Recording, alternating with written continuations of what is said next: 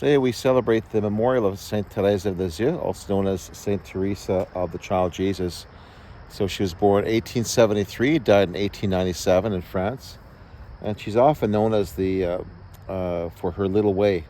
That the more difficult, the more challenging life gets, the more simple that we're called to be. So it's really about humility. We always come back to that. I'm going to just read a little bit from her autobiography of the life of a soul. So I'm just reading directly from the breviary here today as I look at my backyard and the beauty that's all around me here. Since my longing for martyrdom was powerful and unsettling, I turned to the epistles of St. Paul in the hope of finally finding an answer. By chance, the 12th and 13th chapters of the first epistle to the Corinthians caught my attention, and in the first section I read that not everyone can be an apostle, prophet, or teacher, that the church is composed of a variety of members, and that the eye cannot be the hand. Even with such an answer revealed before me, I was not satisfied and did not find peace.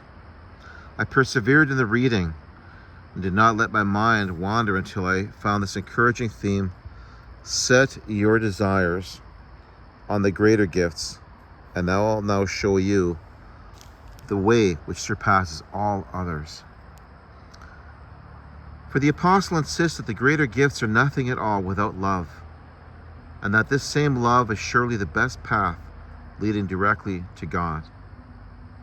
At length, I found peace of mind.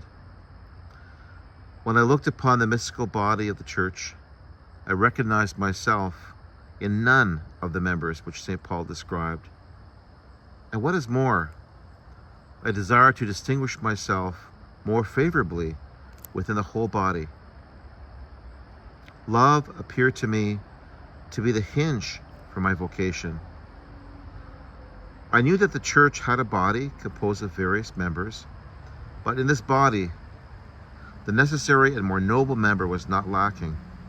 I knew that the church had a heart, that such a heart appeared to be aflame with love. I knew that one love drove the members of the church into action, that if this love were extinguished, the apostles would have proclaimed the gospel no longer. The martyrs would have shed their blood no more.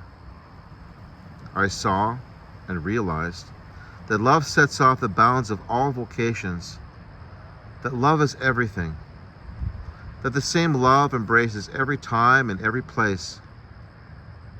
In one word, that love is everlasting. Then, nearly ecstatic with the supreme joy in my soul, I proclaimed, "O Jesus, my love, at last I have found my calling. My call is love. I have found my proper place in the church, and you gave me that very place. In the heart of the church, my mother, I will be love, and thus I will be all things as my desire finds its direction."